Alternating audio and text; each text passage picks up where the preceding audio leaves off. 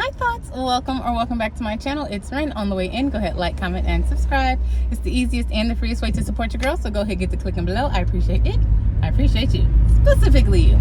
I just made a video about the divine masculine and all the different ways that it shows up. On the flip side of that, I now want to talk about the divine feminine and how it relies on the divine masculine in order to thrive. As I mentioned before, things like our chairs are divine masculine containers. The vehicle that I'm in is a masculine container. The seatbelt keeping me pulled back, a masculine container. With all of these structures in place, it allows for my femininity to flow. Now, I say that meaning that without the masculine containers that I have, I wouldn't necessarily have the same capacity to fulfill my tasks without that divine masculine portion. So for example, I am driving right now. So this vehicle being the divine masculine container, it gives me the free range to flow, steer this vehicle in whatever direction I need it to go, and head to my destination. So the masculine is the vehicle, the feminine, the navigation, it's the journey to where I'm going. This vehicle gives me the ability to free flow and get there within a decent amount of time. That's how the masculine and feminine shows up just in this specific example. I want you to think about that in all the other ways that the masculine provides that container for the feminine to flow. The cup is the masculine container. The water inside is the feminine. Without the cup, the water is a puddle.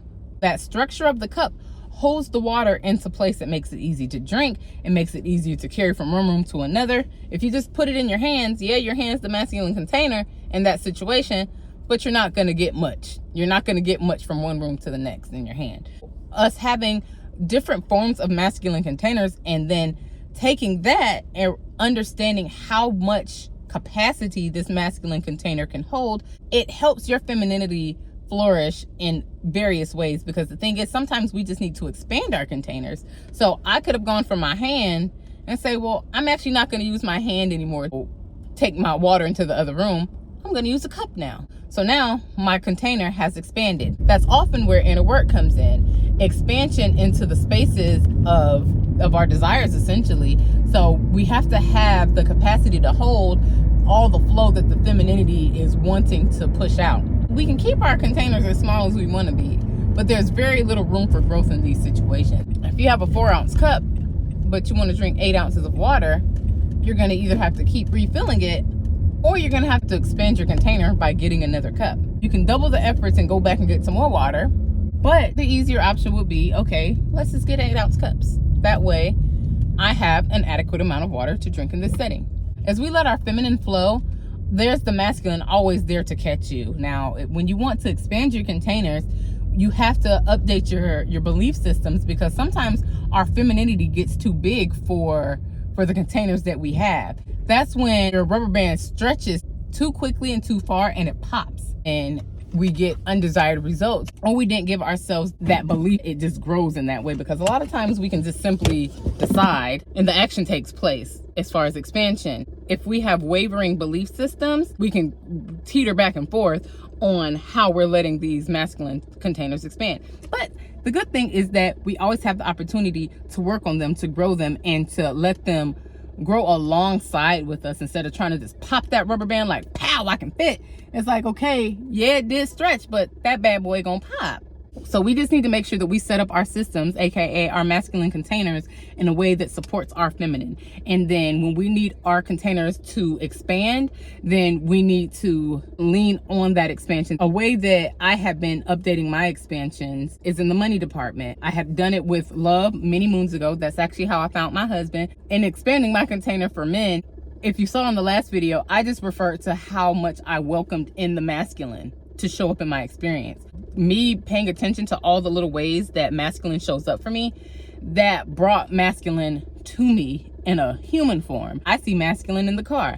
I see masculine when I'm driving down the street. I see masculine here. I see it in the house. I see it there. I see masculine everywhere. My capacity to see the masculine, to receive in the masculine, now it's outweighed in my favor. So my husband found me that way. I became a beacon. I was focusing on all the things that I did enjoy out of the masculine rather than the things that I didn't. Me being in the flow state, enjoying all the ways that I'm seeing the masculine and understanding that the masculine is showing up in this way and that way, it allowed me to expand my container, not only for men, but for the quality of man. I don't know if you guys have listened to my old videos, but honey, I was talking about living in the bando and all of these things. So check it out if you want to hear a little bit of drama. I'm way past that at this point in my life, and I'm in a happy, healthy, thriving marriage. And I'm so grateful for it, because I feel like a lot of people are married just to say that they're married, and this is no shade to those who are married just to say they're married. Like, now that I am married, I want a happy, healthy marriage. Like, I don't want to be in a tolerating situation where we're just coexisting because we just doing that. That was just one of the many ways that I expanded my container. Right now, I'm working on expanding my container with my money beliefs. And now, this is something that actually has been consistently growing for years. I used to make these beautiful money bowls, and they were full of like all the extra money I find. Like, if I see a penny on the street, I'm gonna pick it up, because how do I tell God that I want abundance but I walk past it? No, I'm gonna pick it up. It could be a penny, quarter, nickel, doesn't matter. If money comes to me, I'm picking it up. I know there's people who are gonna be like, oh, I could never. It ain't no big deal to me. To each his own, do what you do. I'm just letting you know what worked for me as far as the expansion of my containers. And so when I started doing that, more money started coming to me. More and more just unexpected checks, unexpected raises, like all kinds of different ways that money just started showing up and just pouring into my experience. Like, I literally became a money magnet because I started seeing that abundance is everywhere. Like, there's a penny right there. And then beyond the financial abundance, I started seeing it all throughout the world. Like, trees are abundant, cars are abundant, people are abundant. It's like all these different ways that abundance shows up. And so it's like when you focus on the bright side of all these things that already exist, you waver into being in that mode of appreciation and gratitude, and seeing that I really do have all these things that I need. And so that too expands your masculine containers, because it's like, wow, even on my worst day, I still have all my needs met. What you focus on grows. The more you focus on the things that are towards the direction that you want. So for example, if you want a man, a marriage, a healthy, happy household, focus on the things that embody that. And even if you don't currently have that now, script it, talk about it, put those visuals in your sight. Find people online that it's like, this is a nice, happy family. No, you don't have to worry about what's going on behind closed doors. You just need the visual of what's going on in your forefront. And it's like, okay, how they're living is a great example of how I want my house. Oh, it looks like he loves her so much. Dang, I love that for her. Be happy about it. And it's like, oh, that's going to be so great when it's me. Oh, that's going to be amazing. I'm going to have the happiest marriage. You'll attract these things to you when you focus on the best parts of experiences, because we always can just focus on what don't feel good. The moment we switch our perspective around and say, okay, this is what I'm going to see, switching that perspective puts you in better flow. So that automatically helps boost your femininity and allows the masculine to say, oh, this is what we're doing. Okay, I got you. I'm carrying you. Here we go. What we're doing. What are we doing? And the masculine just guides you on through. Do yourself a favor and start realizing all those different ways that the masculine shows up, so that femininity can flow with ease, baby. Because the thing is, that's one thing I love doing, is living a life of ease and flow. Don't put nothing hard in my direction. No, thank you. I don't care. Nope. I make everything easy, even losing weight. Like, I've lost over 160 pounds and I'm still going. So I make it easy. Y'all want to talk about the masculine containers and that? Allow things to be easy. The masculine will bend to what you're going towards. And the only times it doesn't bend to what you're going towards is when you're putting up resistance and looking at things in a lens of lack. And so lack doesn't help anything ever. When you kind of see the good side of things, it's like, okay, now it's working in my favor. Because I could easily say it's hard to find relationships. I could say all of these different things, and I'm talking about wanting a man under the scope of lack, versus, oh yeah, I want a man. My man's about to be amazing. Like, he is about to treat me like a complete goddess. Like, he's gonna worship the ground I walk on. This man was made for me. Do you see the difference? It's like, we could say, oh, I want a man, and you could also say, oh, I want a man, and then you could take it down either path. But the path that's gonna get you a man that is what you actually desire, that's what's gonna change things up for you.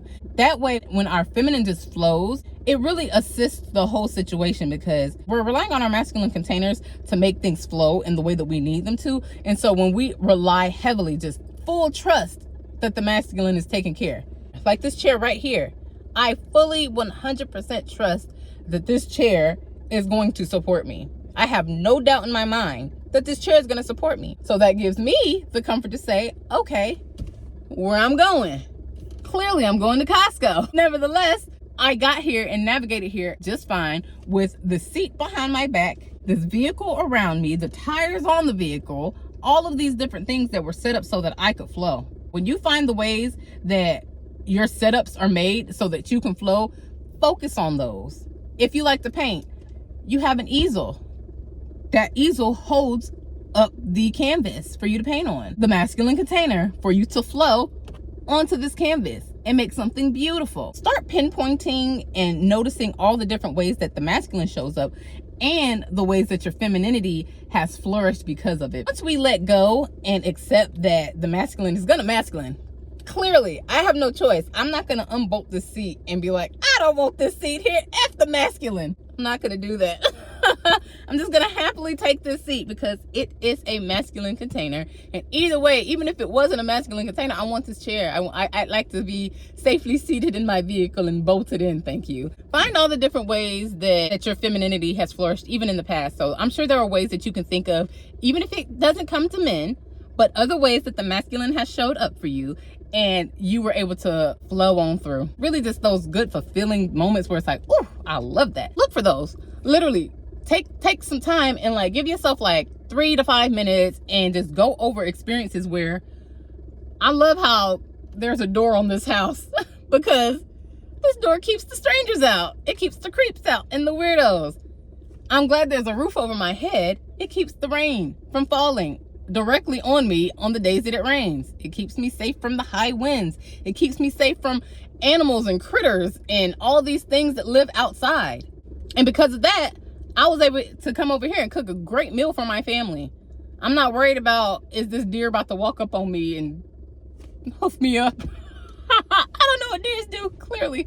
I'm able to flow within this house that I'm in and make a beautiful home for my family. Start upgrading your perspective on things. Start really looking for the bright side of every single thing that you can, no matter what it is. Like, I've had to do that recently with my job because I hate it. This morning, I was like, I'm not gonna focus on how much I hate this. I'm gonna come into this job every day anyway. So what good is it doing me? But I'm to the point now where it's just like, I'm indifferent. It's like, okay, I know I'm going here to go to work and that's it. I'm evening out the odds of my discomfort in a certain situation, in a certain structure. And I'm not allowing my dislike to make me feel a way on something that I'm gonna do anyway. What sense does that even make? What am I gonna gain from that other than more annoyance? Focusing on that doesn't help anything. I'm here to get a check and bounce. So let's just let that happen so I can get back home to my littles and my husband.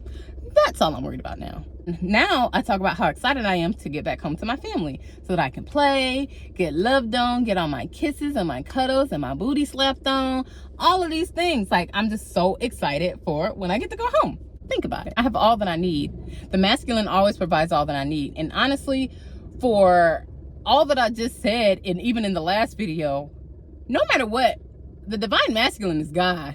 So even despite all of these materialistic things that I mentioned, the ultimate provider and protector is God, and God always provides all the things you need. And even if it doesn't seem like it's a direct reflection of him, he created the person who made these vehicles.